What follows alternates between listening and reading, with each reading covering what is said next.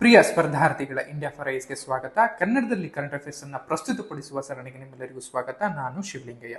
ಈ ವಿಡಿಯೋದಲ್ಲಿ ಕರ್ನಾಟಕ ಮಾಹಿತಿ ತಂತ್ರಜ್ಞಾನ ನೀತಿ 2025ರಿಂದ 2030ನ ಒಂದು ನೀತಿಗೆ ಸಂಬಂಧಪಟ್ಟಂತಹ ಈ ಮಾಹಿತಿಯನ್ನ ಈ ವಿಡಿಯೋದಲ್ಲಿ ಮೊದಲಿಗೆ ನೀನಿಗೆ ನ್ಯೂಸ್ ಅಲ್ಲಿ ಇತ್ತು ಅಂತ ಬಂದಾಗ, ಇತ್ತೀಚೆಗೆ ಬೆಂಗಳೂರಿನಲ್ಲಿ ನಡೆದಂತಹ ಏನು ಈ IT ಸಂಬಂಧವಾದಂತಹ ಒಂದು ಟೆಕ್ ಸಮಿಟ್ ಏನಿತ್ತು, ಈ ಸಮಿಟ್ ನಲ್ಲಿ ಕರ್ನಾಟಕದ ಒಂದು ಸ್ಟಾರ್ಟ್ಅಪ್ ಪಾಲಿಸಿ ಆಗಿರ್ಬೋದು ಅಥವಾ IT ಒಂದು ಪಾಲಿಸಿ ಆಗಿರ್ಬೋದು ಅಂಡ್ ಸ್ಪೇಸ್ ಟೆಕ್ನಾಲಜಿ ಪಾಲಿಸಿಗಳಾಗಿರ್ಬೋದು, ಇವೆಲ್ಲವನ್ನು ಕೂಡ ಅನಾವರಣಗೊಳಿಸಲಾಗುತ್ತೆ. ಕರ್ನಾಟಕ ಇನ್ಫಾರ್ಮೇಶನ್ ಟೆಕ್ನಾಲಜಿ ಪಾಲಿಸಿ 2025 ಮತ್ತು 2030ರ ಒಂದು ಏನು ಪಾಲಿಸಿ ಇದೆ, ಇದನ್ನ ಅನ್ವೇಲ್ ಮಾಡಲಾಯಿತು, ಅನಾವರಣಗೊಳಿಸಲಾಯಿತು. ಅದಕ್ಕೆ ಸಂಬಂಧಪಟ್ಟಂತಹ ಮಾಹಿತಿಯನ್ನ ಅಥವಾ ಕರ್ನಾಟಕ ಇನ್ಫಾರ್ಮೇಶನ್ ಟೆಕ್ನಾಲಜಿ ಪಾಲಿಸಿ 2025 ಮತ್ತು 2030ನೇ ಸಾಲಿನ ಒಂದು ನೀತಿಗೆ ಸಂಬಂಧಪಟ್ಟಂತಹ ಮಾಹಿತಿಯನ್ನ ನೋಡ್ತಾ ಹೋಗೋಣ. ಸೊ ಮೊದಲಿಗೆ ನಿಮ್ಗೆಲ್ಲ ಗೊತ್ತಿರೋ ಹಾಗೆ IT ಅಥವಾ ಏನು ಇನ್ಫಾರ್ಮೇಶನ್ ಟೆಕ್ನಾಲಜಿ ಅಂತಾನೂ ಕೂಡ ಕರಿತೀವಿ ಅಥವಾ ಮಾಹಿತಿ ತಂತ್ರಜ್ಞಾನ ಅಂತಾನೂ ಕೂಡ ಕರಿತೀವಿ. ಸೊ ಇದಕ್ಕೆ ಸಂಬಂಧಪಟ್ಟಂತಹ ಮಾಹಿತಿ ಏನಿದೆ ಅಥವಾ ಇದರ ಹಿನ್ನೆಲೆ ಏನು ಅಂತ ನೋಡ್ತಾ ಬಂದಾಗ, ಕರ್ನಾಟಕ ರಾಜ್ಯ ಮಾಹಿತಿ ತಂತ್ರಜ್ಞಾನ ಮತ್ತು IT ಸಕ್ರಿಯ ಸೇವೆಗಳೇನಿದಾವೆ, ಈ ಸೇವಾ ವಲಯದಲ್ಲಿ ರಾಜ್ಯದ ಒಟ್ಟು ರಾಜ್ಯ ಮೌಲ್ಯವರ್ಧನೆ ಅಥವಾ GSVA ಅಂತ ಕರಿತೀವಿ. ಇದಕ್ಕೆ ಸಂಬಂಧಪಟ್ಟ ಹಾಗೆ 26 ಅಥವಾ 26%ಗಿಂತ ಹೆಚ್ಚಿನ ಒಂದು ಕೊಡುಗೆಯನ್ನ ಕೊಡ್ತಾ ಇರುತ್ತೆ. ಅಂದ್ರೆ ಒಟ್ಟಾರೆಯಾಗಿ ರಾಜ್ಯ ಉತ್ಪಾದನೆ ಮಾಡುವಂತಹ ಮತ್ತು ರಫ್ತು ಮಾಡುವಂತಹ ಕ್ಷೇತ್ರದಲ್ಲಿ ಮಾಹಿತಿ ತಂತ್ರಜ್ಞಾನದ ಕೊಡುಗೆ ತುಂಬಾನೇ ಹೆಚ್ಚಿದೆ. ಅದು ಕೂಡ ಕರ್ನಾಟಕದಿಂದ ಅಥವಾ ಕರ್ನಾಟಕಕ್ಕೂ ಕೂಡ ಹೆಚ್ಚಿನ ಕೊಡುಗೆ ಇದೆ ಮತ್ತು ಭಾರತಕ್ಕೂ ಕೂಡ ಕರ್ನಾಟಕದಿಂದ ITಗೆ ಸಂಬಂಧಪಟ್ಟಂತಹ ರಫ್ತುಗಳಾಗಿರ್ಬೋದು, ಪ್ರೊಡಕ್ಷನ್ಗಳಾಗಿರ್ಬೋದು, ಇವೆಲ್ಲವೂ ಕೂಡ ಒಂದು ಯಾವುದೇ ರಾಜ್ಯಕ್ಕೆ ಕಂಪೇರ್ ಮಾಡಿದ್ರು ಕೂಡ ಕರ್ನಾಟಕ ಅಗ್ರಸ್ಥಾನದಲ್ಲಿ ನಿಲ್ಲುತ್ತೆ. ಅದರ ಜೊತೆಗೆ ಕರ್ನಾಟಕ ರಾಜ್ಯ ಸುಮಾರು 750ಕ್ಕೂ ಕೂಡ ಹೆಚ್ಚು ಬಹುರಾಷ್ಟ್ರೀಯ ಸಂಸ್ಥೆಗಳು ಅಂದ್ರೆ MNCಗಳು ಮತ್ತು 5500ಕ್ಕೂ ಹೆಚ್ಚು IT ಅಥವಾ ITES ಸಂಸ್ಥೆಗಳಾಗಿರ್ಬೋದು, ಬಯೋಟೆಕ್ನಾಲಜಿ ಸಂಸ್ಥೆಗಳಾಗಿರ್ಬೋದು, ಅಥವಾ ಏನೋ ಲೈಕ್ ಸ್ಟಾರ್ಟ್ಅಪ್ ಇನ್ಕ್ಯುಬೇಷನ್ ಸೆಂಟರ್ ಅಂತಾನೆ ಕರಿತೀವಿ, ಅಂದ್ರೆ ಸ್ಟಾರ್ಟ್ಅಪ್ ಕ್ಯಾಪಿಟಲ್ ಅಂತಾನು ಕೂಡ ಕರಿತೀವಿ. ಅಂದ್ರೆ ನವೋದ್ಯಮಗಳ ರಾಜಧಾನಿ ಅಥವಾ ತಾಣ ಆಗಿದೆ ಬೆಂಗಳೂರು. ಸೊ ಈ ಎಲ್ಲಾ ದೃಷ್ಟಿಯಿಂದನೂ ಕೂಡ ಕರ್ನಾಟಕ ಮಾಹಿತಿ ತಂತ್ರಜ್ಞಾನಕ್ಕೆ ಸಂಬಂಧಪಟ್ಟ ಕ್ಷೇತ್ರದಲ್ಲಿ ತುಂಬಾನೇ ಮುಂದಿದೆ. ಈ ಮುಂದಿರುವ ಸ್ಥಾನವನ್ನ ಭದ್ರಪಡಿಸಿಕೊಳ್ಳುವುದರ ಜೊತೆಗೆ, ಯಾಕಂದ್ರೆ ಅಕ್ಕಪಕ್ಕದ ರಾಜ್ಯಗಳು ಕೂಡ ಮಾಹಿತಿ ತಂತ್ರಜ್ಞಾನಕ್ಕೆ ಸಂಬಂಧಪಟ್ಟ ಹಾಗೆ ಹೆಚ್ಚಿನ ಒಂದು ಅಭಿವೃದ್ಧಿಯನ್ನ ಹೊಂದುತ್ತಿದ್ದಾವೆ ಮತ್ತು ಮಹತ್ವಾಕಾಂಕ್ಷೆಯನ್ನು ಕೂಡ ಹೊಂದಿದೆ. ಫಾರ್ ಎಕ್ಸಾಂಪಲ್ ಆಂಧ್ರ ಪ್ರದೇಶ ಆಗಿರ್ಬೋದು ಅಥವಾ ಹೈದರಾಬಾದ್ ಆಗಿರ್ಬೋದು, ಮುಂಬೈ ಆಗಿರ್ಬೋದು, ಅಥವಾ ಉತ್ತರದ ಕೆಲವು ರಾಜ್ಯಗಳು ಗುರುಗಾಂವ್ ಅಥವಾ ಹರಿಯಾಣ, ಕೆಲವು ರಾಜ್ಯಗಳು ಮಾಹಿತಿ ತಂತ್ರಜ್ಞಾನ ಕ್ಷೇತ್ರದಲ್ಲಿ ತಮ್ಮದೇ ಛಾಪನ್ನು ಮೂಡಿಸೋದಕ್ಕೂ ಕೂಡ ಶುರು ಆಗಿದ್ದಾವೆ.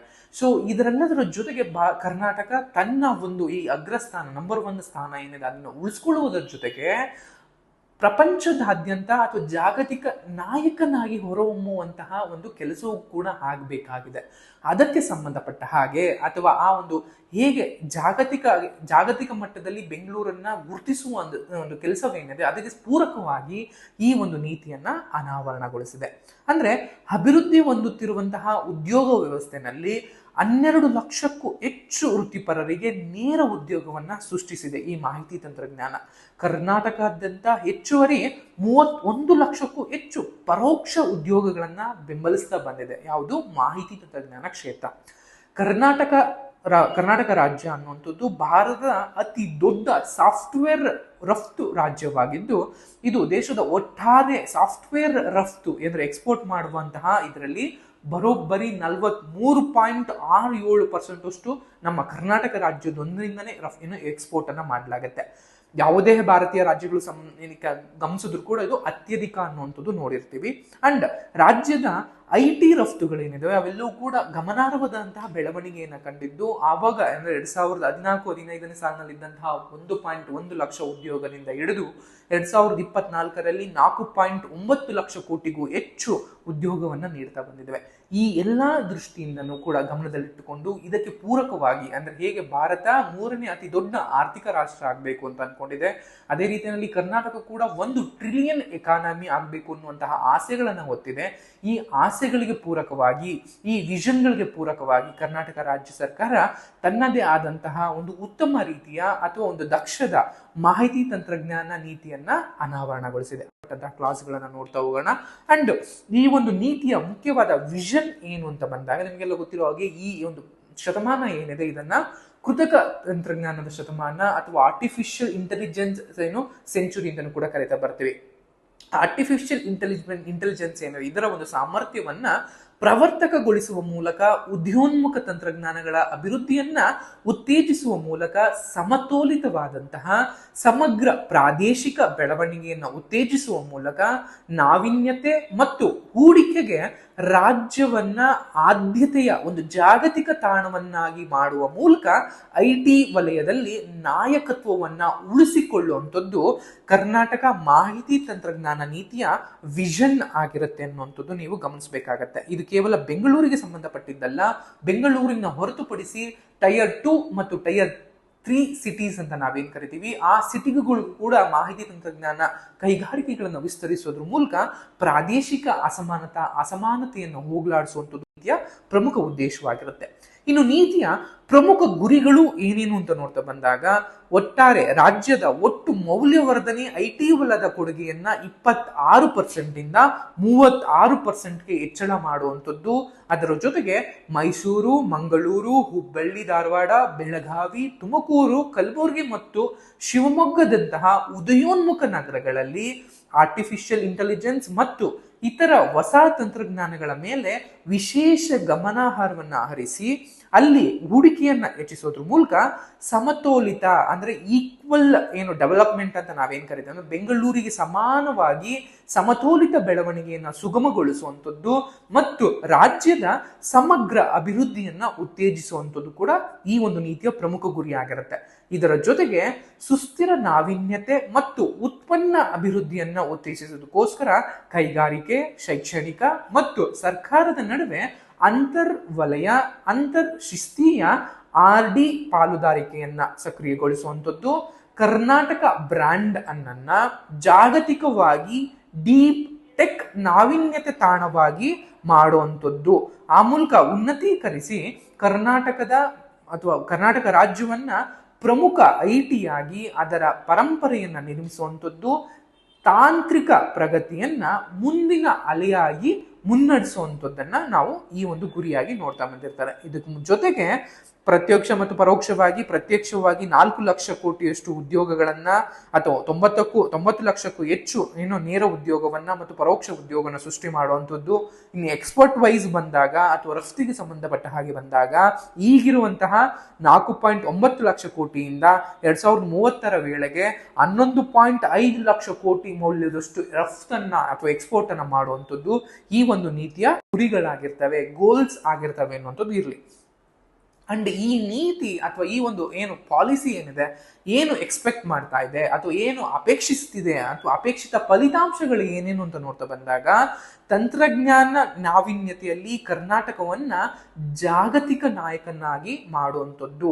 ಅಂದ್ರೆ AI ಟೆಕ್ನಾಲಜಿ ಆಗಿರ್ಬೋದು, Web 3 ಆಗಿರ್ಬೋದು, ಬ್ಲಾಕ್ ಚೈನ್ ಆಗಿರ್ಬೋದು, quantum computing technology, green IT ಅಥವಾ ಮುಂದುವರಿದಂತಹ ಸೈಬರ್ ಭದ್ರತೆಯ ವೇಗವರ್ಧಿತ ಅಳವಡಿಕೆ ಮತ್ತು ಸ್ವದೇಶಿ ನಾವೀನ್ಯತೆಯಲ್ಲಿ ಜಾಗತಿಕ ನಾಯಕನಾಗಿ ರೂಪಿಸುವಂಥದ್ದು ಪ್ರಮುಖವಾದಂತಹ ಅಪೇಕ್ಷಿತ ಒಂದು ಫಲಿತಾಂಶವಾಗಿರುತ್ತೆ. ಅದರ ಜೊತೆಗೆ ಅಂತರ್ಗತ ಪ್ರಾದೇಶಿಕ ಬೆಳವಣಿಗೆ ಅಂದ್ರೆ ಬಿಯಾಂಡ್ ಬೆಂಗಳೂರು ಅಂತ ಕರಿತೀವಿ. ಅಂದ್ರೆ ಬೆಂಗಳೂರನ್ನ ಹೊರತುಪಡಿಸಿ ಟೈರ್ 2, ಟೈರ್ 3 ಅಂದ್ರೆ 2ನೇ ಹಂತದ ಮತ್ತು 3ನೇ ಹಂತದ ನಗರಗಳೇನಿವೆ, ಮೈಸೂರು, ಶಿವಮೊಗ್ಗ, ಹುಬ್ಬಳ್ಳಿ, ಧಾರವಾಡ, ಕಲಬುರಗಿ, ಈ ತರದ ಒಂದು ಸಿಟಿಗಳನ್ನು ಕೂಡ ನಾವು ಪ್ರಮೋಟ್ ಮಾಡುವಂಥದ್ದು. ಆ ನಗರಗಳಲ್ಲಿ ಹೂಡಿಕೆಯನ್ನ ಮಾಡೋ ರೀತಿಯಲ್ಲಿ, ಅಲ್ಲಿ ಕಾರ್ಖಾನೆಯನ್ನು ತೆಗೆಯುವ ರೀತಿಯಲ್ಲಿ ಅವರಿಗೆ ಪ್ರಮೋಟ್ ಮಾಡುವಂಥದ್ದು. ಆ ಮೂಲಕ ಕರ್ನಾಟಕದ ಮುಂದಿನ ಪೀಳಿಗೆಯ ತಂತ್ರಜ್ಞಾನ ಪರಿಸರ ವ್ಯವಸ್ಥೆಯನ್ನ ಹೆಚ್ಚು ಇನ್ಕ್ಲೂಸಿವ್ ಮಾಡೋ ರೀತಿಯಲ್ಲಿ ಅಂತರ್ಗತ ಪ್ರಾದೇಶಿಕ ಬೆಳವಣಿಗೆಯನ್ನ ವೇಗಗೊಳಿಸುವಂಥದ್ದು, ಡಿಜಿಟಲ್ ಮೂಲಸೌಕರ್ಯವನ್ನ ಮುನ್ನಡೆಸುವುದರ ಮೂಲಕ ಒಂದು ಹೆಚ್ಚಿನ ಮೌಲ್ಯದ ಉದ್ಯೋಗಗಳನ್ನು ಸೃಷ್ಟಿ ಮಾಡಿಸುವಂಥದ್ದು, ರಾಜ್ಯವನ್ನ ಜಾಗತಿಕ ತಂತ್ರಜ್ಞಾನ ನಾಯಕನಾಗಿ ಮಾಡುವಂಥದ್ದು ಇದರ ಒಂದು ಅಪೇಕ್ಷಿತ ಫಲಿತಾಂಶ ಆಗಿರುತ್ತೆ. ಇನ್ನು ಐಟಿ ಕ್ಷೇತ್ರದ ರಫ್ತು ಮತ್ತು ಸಂಶೋಧನೆ ಮತ್ತು ಅಭಿವೃದ್ಧಿ ಉದ್ಯಮದಲ್ಲಿ ಅಥವಾ ಉತ್ಪಾದನೆಯಲ್ಲಿ ಉತ್ತೇಜನವನ್ನ ಕೊಡುವಂಥದ್ದು, ಪೇಟೆಂಟ್ಗಳ ಮರುಪಾವತಿ ಆಗಿರ್ಬೋದು, R&D ಬೆಂಬಲ ಆಗಿರ್ಬೋದು ಅಥವಾ ಟಾರ್ಗೆಟೆಡ್ ಇನ್ಸೆಂಟಿವ್ಸ್ ಅಂತ ಕರಿತೀವಿ, ಇವನ್ನೆಲ್ಲ ಕೊಡೋದ್ರ ಮೂಲಕ ಹೆಚ್ಚಿನ ಒಂದು ರಫ್ತು ಆದಾಯ ಅಥವಾ ಪೇಟೆಂಟ್ಗಳ ಸಂಖ್ಯೆಯನ್ನ ಹೆಚ್ಚಿಸುವಂತಹ ಒಂದು ನಿರೀಕ್ಷೆಯನ್ನ ಮಾಡಿದೆ. ಅಂಡ್ ವ್ಯವಹಾರ ಮಾಡುವಲ್ಲಿ ವರ್ಧಿತ ಸುಲಭತೆ ಅಂತ ಕರಿತೀವಿ. ಅಂದ್ರೆ ಈಸಿ ಆಫ್ ಡೂಯಿಂಗ್ ಪ್ರೋಸೆಸ್ ಏನಿದೆ ಅಥವಾ ಈಸಿ ಆಫ್ ಡೂಯಿಂಗ್ ರ್ಯಾಂಕಿಂಗ್ ಏನಿದೆ ಅದನ್ನ ಹೆಚ್ಚಳ ಮಾಡುವಂಥದ್ದು, ಯಾರೆಲ್ಲ ಬಿಸ್ನೆಸ್ ಮಾಡೋದಕ್ಕೆ, ಯಾರೆಲ್ಲ ಇನ್ವೆಸ್ಟ್ ಮಾಡೋದಕ್ಕೆ ಏನು ಇಷ್ಟಪಡ್ತಿದ್ದಾರೆ, ಉದ್ದೇಶಿಸಿದ್ದಾರೆ, ಅವರಿಗೆ ಸುಲಭದ ರೀತಿಯಲ್ಲಿ ಉದ್ಯೋಗ ಸೃಷ್ಟಿಯನ್ನ ಮಾಡೋ ರೀತಿಯಲ್ಲಿ ಅಥವಾ ಸುಲಭದ ರೀತಿಯಲ್ಲಿ ಉದ್ಯೋಗವನ್ನ ಏನು ಲೈಕ್ ಎಸ್ಟಾಬ್ಲಿಷ್ ಮಾಡೋದಕ್ಕೆ ಹೆಲ್ಪ್ ಮಾಡುವಂತಹ ಒಂದು ಉದ್ದೇಶಗಳಾಗಿರ್ಬೋದು. ಭವಿಷ್ಯಕ್ಕೆ ಸಿದ್ಧವಾಗಿರುವಂತಹ ಒಂದು ಏನು ಟ್ಯಾಲೆಂಟೆಡ್ ಪೂಲ್ ಅನ್ನ, ಪ್ರತಿಭಾನ್ವಿತ ಒಂದು ಕಾರ್ಮಿಕರ ಒಂದು ಪೂಲ್ ಅನ್ನ ಕ್ರಿಯೇಟ್ ಮಾಡುವಂಥದ್ದು ಈ ಒಂದು ನೀತಿಯ ಅಪೇಕ್ಷಿತ ಒಂದು ಫಲಿತಾಂಶ ಆಗಿರುತ್ತೆ. ಇನ್ನು ಈ ನೀತಿಯ ಒಂದು ಆಧಾರ ಸ್ತಂಭಗಳು ಏನೇನು, ಪಿಲ್ಲರ್ಸ್ ಏನು ಅಂದ್ರೆ ಕರ್ನಾಟಕ ಮಾಹಿತಿ ತಂತ್ರಜ್ಞಾನ 2025 ಮತ್ತು 2030 ಒಂದು ನೀತಿಯ ಪ್ರಮುಖ ಆಧಾರ ಸ್ತಂಭಗಳು ಏನೇನು ಅಂತ ಬಂದಾಗ, ಉದಯೋನ್ಮುಖ ತಂತ್ರಜ್ಞಾನಗಳು, ನಿಮಗವಾಗಲೇ ಹೇಳಿದಾಗಲೇ ಕೃತಕ ತಂತ್ರಜ್ಞಾನ ಆಗಿರ್ಬೋದು, ಅದು ಕೃತಕ ಬುದ್ಧಿಮತ್ತೆ ಅಂದ್ರೆ ಆರ್ಟಿಫಿಷಿಯಲ್ ಇಂಟೆಲಿಜೆನ್ಸ್ ಆಗಿರ್ಬೋದು, ಬ್ಲಾಕ್ ಚೈನ್ ಟೆಕ್ನಾಲಜಿ ಆಗಿರ್ಬೋದು, ಇವೆಲ್ಲ ತಂತ್ರಜ್ಞಾನವನ್ನ ಬಳಸ್ಕೊಳ್ಳೋದು, ಈ ಬಳಸ್ಕೊಂಡು ತನ್ನ ಒಂದು ಜಾಗತಿಕ ನಾಯಕನಾಗಿ ಮುಂದುವರಿಯುವಂಥದ್ದಾಗಿರ್ಬೋದು. ಪ್ರಾದೇಶಿಕ ಅಭಿವೃದ್ಧಿಯನ್ನ, ಬೆಂಗಳೂರನ್ನ ಹೊರತುಪಡಿಸಿ ಬೇರೆ ನಗರಗಳಲ್ಲಿ ಬೆಳೆಯೋದ್ರ ಮೂಲಕ ಪ್ರಾದೇಶಿಕ ಅಸಮಾನತೆಯನ್ನು ಹೋಗಲಾಡಿಸುವ ಮೂಲಕ ಪ್ರಾದೇಶಿಕ ಅಭಿವೃದ್ಧಿಯನ್ನ ಕಾಣುವಂಥದ್ದು, ರಾಷ್ಟ್ರೀಯ ಮತ್ತು ಜಾಗತಿಕ ತಂತ್ರಜ್ಞಾನಗಳೊಂದಿಗೆ ಹೊಂದಾಣಿಕೆಯನ್ನ ಮಾಡ್ಕೊಳ್ಳುವಂಥದ್ದು, ಅಂದ್ರೆ ರಾಷ್ಟ್ರ ಮಟ್ಟದಲ್ಲಿ ಮತ್ತು ಅಂತಾರಾಷ್ಟ್ರೀಯ ಮಟ್ಟದಲ್ಲಿ ಹೆಚ್ಚಿನ ಒಂದು ಪಬ್ಲಿಕ್ ಪ್ರೈವೇಟ್ ಪಾರ್ಟ್ನರ್ಶಿಪ್ ಗಳನ್ನ ಮಾಡೋದ್ರ ಮೂಲಕ ಹೆಚ್ಚಿನ ಒಂದು ಅನುಕೂಲವನ್ನು ಪಡೆಯುವಂಥದ್ದು, ಮಾರುಕಟ್ಟೆಯನ್ನು ಸೃಷ್ಟಿ ಮಾಡುವಂಥದ್ದು, ಉದ್ಯಮದ ಒಂದು ಸೌಲಭ್ಯನ ಹೆಚ್ಚಳ ಮಾಡುವಂಥದ್ದು, ಇವೆಲ್ಲವೂ ಕೂಡ ಒಂದು ನೀತಿಯ ಆಧಾರ ಸ್ತಂಭಗಳಾಗಿರ್ತವೆ. ಇನ್ನು ಈ ಒಂದು ಫ್ರೇಮ್ ಅಥವಾ ಈ ಒಂದು ನೀತಿ ಏನಿದೆ ಅಂದ್ರೆ ಕರ್ನಾಟಕ ಇನ್ಫಾರ್ಮೇಶನ್ ಟೆಕ್ನಾಲಜಿ ಪಾಲಿಸಿಯ ಒಂದು ಫ್ರೇಮ್ ಅನ್ನುವಂತಹ ಒಂದು ಚೌಕಟ್ಟನ್ನ ಹಾಕೊಂಡಿದ್ದಾರೆ. ಅದನ್ನ ಎಕ್ಸಿಕ್ಯೂಟ್ ಮಾಡೋದಕ್ಕೆ ಅಂತಾನೆ 5 ಒಂದು ಟೆಕ್ನಾಲಜಿಯನ್ನ ಅಥವಾ 5 ಒಂದು ಸಿಸ್ಟಮ್ಸ್ ಅನ್ನು ಕೂಡ ಅನ್ಕೊಂಡಿದ್ದಾರೆ. ಇದೇ ರಿಪೋರ್ಟ್ ನಲ್ಲಿ ನೀವು ಯಾರಾದ್ರೂ ಈ ರಿಪೋರ್ಟ್ ಅನ್ನು ಗೋತ್ರು ಮಾಡಿದ್ರೆ ನಿಮ್ಗೆ ಅಲ್ಲಿ ಗೊತ್ತಾಗುತ್ತೆ. ಆ 5 ಪಿಲ್ಲರ್ಸ್ ಯಾವ್ಯಾವು ಅಂತ ನೋಡ್ತಾ ಬಂದಾಗ, ಸ್ಮಾರ್ಟ್ ಅಂಡ್ ಗ್ರೀನ್ ಇನ್ಫ್ರಾಸ್ಟ್ರಕ್ಚರ್ಸ್ ಅಂತ ಕರಿತೀವಿ. ಅಂದ್ರೆ ಏನು, ಸ್ಮಾರ್ಟ್ ಮತ್ತು ಹಸಿರು ಮೂಲ ಸೌಕರ್ಯ, ಭವಿಷ್ಯದ ಸಿದ್ಧ ಕಾರ್ಯಪಡೆ, ವ್ಯವಹಾರ ಸಿದ್ಧ ಬೆಂಬಲ, ಮಾರುಕಟ್ಟೆ ವೇಗವರ್ಧನೆ ಮತ್ತು ವ್ಯಾಪಾರ ಮಾಡುವ ಸುಲಭತೆ ಅನ್ನುವಂಥದ್ದು. ಅಂದ್ರೆ ಈ 5 ಒಂದು ಪಿಲ್ಲರ್ಸ್ ಗಳನ್ನ ಅಥವಾ ಫ್ರೇಮ್ಸ್ ಅಲ್ಲಿ ಈ ಚೌಕಟ್ಟುಗಳನ್ನ ಇಟ್ಕೊಳ್ಳೋದ್ರ ಮೂಲಕ ಒಂದು ಪರಿಸರ ವ್ಯವಸ್ಥೆಯನ್ನ ಕ್ರಿಯೇಟ್ ಮಾಡಿ ಹೆಚ್ಚಿನ ಒಂದು ಹೂಡಿಕೆಗೆ ಆಹ್ವಾನವನ್ನ ಕೊಟ್ಟು ಅವರು ತಮ್ಮ ಬಿಸ್ನೆಸ್ ಅನ್ನ ಈಸಿಯಾಗಿ ಮಾಡೋದಿಕ್ಕೆ ಒಂದು ಪ್ರೋತ್ಸಾಹವನ್ನ ಕೊಟ್ಟು ಆ ರೀತಿಯಾಗಿ ಅದನ್ನ ನಡೆಸ್ಕೊಳ್ಳೋದ್ರ ಮೂಲಕ ರಾಜ್ಯದಲ್ಲಿ ಒಂದು ಹೆಚ್ಚಿನ ಹೂಡಿಕೆಗೆ ಮತ್ತು ಉದ್ಯೋಗಗಳ ಅಥವಾ ಉದ್ಯೋಗ ಸೃಷ್ಟಿಯನ್ನ ಮಾಡುವಂಥದ್ದು, ನಿರುದ್ಯೋಗವನ್ನ ಕಡಿಮೆ ಮಾಡುವಂಥದ್ದು, ಪ್ರಾದೇಶಿಕ ಅಸಮಾನತೆಯನ್ನು ಹೋಗಿಸಿ ಪ್ರಾದೇಶಿಕ ಅಭಿವೃದ್ಧಿಯನ್ನ ಕಾಣುವಂಥದ್ದು ಮತ್ತು ಈ ಆರ್ಟಿಫಿಷಿಯಲ್ ಇಂಟೆಲಿಜೆನ್ಸ್ ತಂತ್ರಜ್ಞಾನಕ್ಕೆ ಸಂಬಂಧಪಟ್ಟ ಹಾಗೆ ಅಂತಾರಾಷ್ಟ್ರೀಯ ಮಟ್ಟದಲ್ಲಿ ಅಥವಾ ಜಾಗತಿಕ ಮಟ್ಟದಲ್ಲಿ ಕರ್ನಾಟಕವನ್ನ ಜಾಗತಿಕ ನಾಯಕರನ್ನಾಗಿ ಮಾಡುವಂಥದ್ದು ಈ ಒಂದು ಕರ್ನಾಟಕ ಮಾಹಿತಿ ತಂತ್ರಜ್ಞಾನ ನೀತಿಯ ಮುಖ್ಯವಾದಂತೆ. ಇದಿಷ್ಟು ಕರ್ನಾಟಕ ಇನ್ಫಾರ್ಮೇಶನ್ ಟೆಕ್ನಾಲಜಿ ಪಾಲಿಸಿ 25 ಮತ್ತು 2030ಕ್ಕೆ ಸಂಬಂಧಪಟ್ಟ ಹಾಗೆ ಮಾಹಿತಿ ಆಗಿರುತ್ತೆ. ಈ ಮಾಹಿತಿ ನಿಮ್ಗೆ ಇಷ್ಟ ಆಗಿದೆ ಅಂತ ಭಾವಿಸ್ತಾ ಈ ವಿಡಿಯೋನ ಇಲ್ಲಿ ಎಂಡ್ ಮಾಡ್ತಾ ಇದ್ದೀನಿ. Thank you.